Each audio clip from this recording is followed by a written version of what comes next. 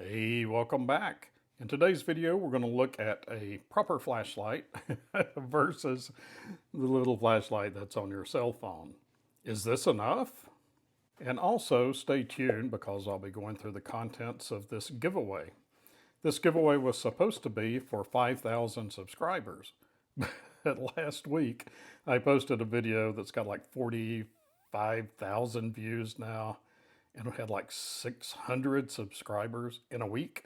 So this will be like a 56 or 5,700 subscriber giveaway. I apologize for that. But in a upcoming video, we will go through all this neat stuff that I'll be giving away, and I stuffed it in this old cigar box, which will come with it. It's got hinges on it. The box is pretty nice too. Okay, so there were several comments from people, and I really appreciate those comments, who said, well, I've got a cell phone. Why do I need pen and paper and a flashlight? Well, let's talk about the flashlight. And you do you. You may only need this. This may be enough, this thing here that they're calling a flashlight. And it will put out, on most cell phones, it'll put out between 40 and 50 lumens. And this little night core tube puts out 55 lumens, and it's pretty good. So 40 or 50 lumens, you can light up a room with it. Not very good, but you can light up a room. And you can see your way down a dark path. And if you drop something in the floorboard of your truck or your car, you can find it. These are very handy. And the light that's on your cell phone is very handy. So I guess this video is mostly for folks who are brand new to flashlights and haven't really thought about the idea of carrying a flashlight versus just using what's on your telephone. And there's two terms that we should probably talk about. One is lumens, and lumens is how bright the light is. And then there's candela. And candela is how well the flashlight delivers light at a distance. It takes a flashlight with some candela to it to punch out into the darkness. And the higher the lumens and the higher the candela rating, the further it can punch out. And if you are trying to penetrate the dark underbrush in the woods, or you're trying to illuminate something that is 100 feet away or 50 feet away, or if you're unfortunate enough to be caught in a smoky room and you're trying to get out, you want something that can punch through the smoke. And that's why firemen don't use their cell phones when they're putting out a fire. They have a flashlight that has a focused amount of light that can punch through the smoke.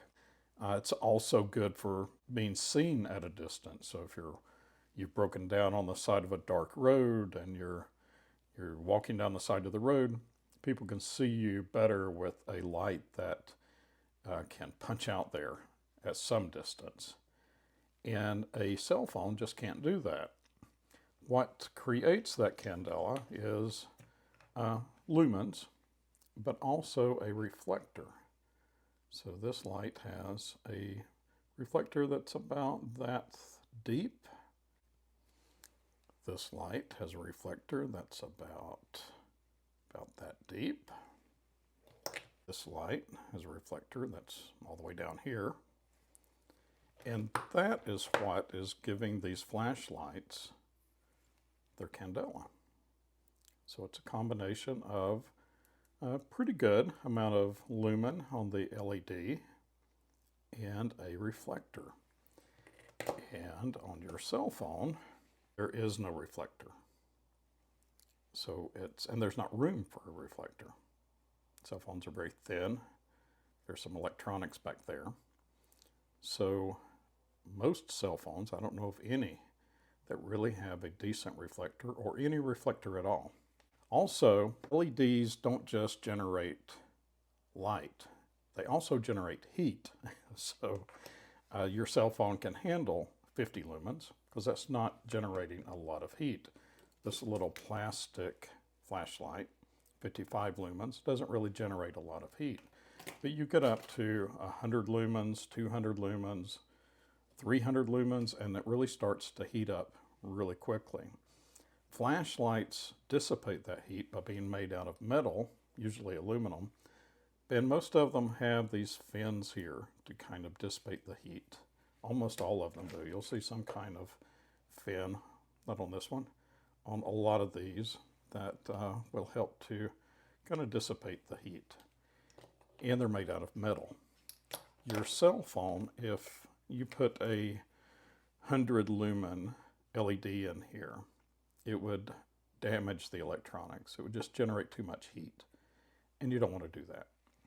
Another thing that a lot of flashlights can do is tail stand. So you can sit a flashlight down on a table and light up a room for hours. You could put this on low, not moonlight, but low, and bounce the light off the ceiling, and you could light up a room really well too. You can't really do that with a cell phone because it's just not punching the light up there with enough strength to really do a lot of good.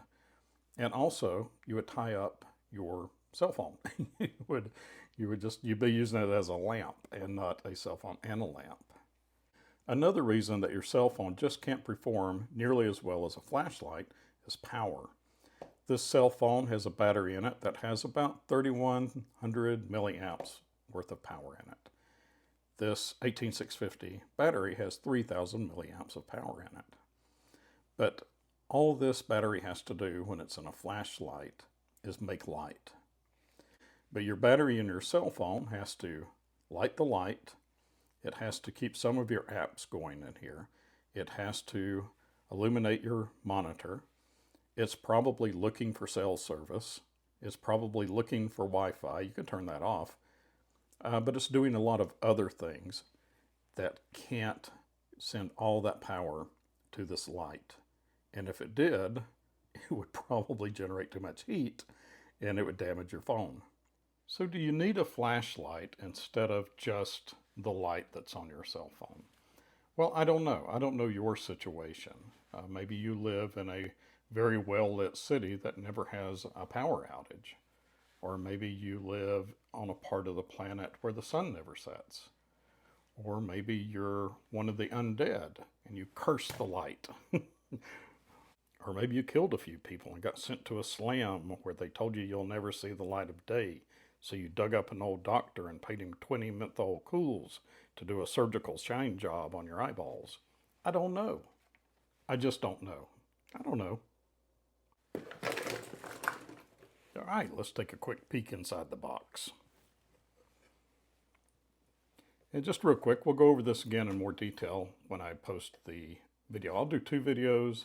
I'll post one video where I explain the rules, and I'll leave that video up for a week or 2 and give people plenty of time to enter. And then we'll do another video and we'll give it away. By the way, these were delicious. So in here is a bullet journal. This one is made by Bullet Journal. And when I post that other video, I'll put a link so you can go and look for one of these if you like one. This is like an A5 bent over in half. I really like this. This is a really cool idea. And this is dot grid, which I really like. There is a money clip which comes apart, and it's got a spork and a comb and some little things on there. Really cool. And this is a wallet. There's a wallet in here. It's one of those metal wallets, really heavy duty. There is a Rough Rider boat trapper. We'll look at that in more detail. There is a notebook that was made by, I think his name is Pastor Paul. I'll tell you in the next video. And this uses these dollar store notebooks. So these notebooks cost $1. And so really affordable refills and really nice leather. And there is a tactical bolt action pen, which I am pretty sure that I won this pen from Tim's School of Fish. So I'm sharing the love, Tim. So this was a gift or a giveaway that I won, and it's got a little coconut cracker on there, or a glass breaker, either one. And it's a pen, and it's bolt action. So we'll go into more detail about all this stuff. It won't close. Or maybe you killed a few people and you got sent to a slam where they told you you'll never see the light of day, so you dug up a... Or maybe you killed a few people.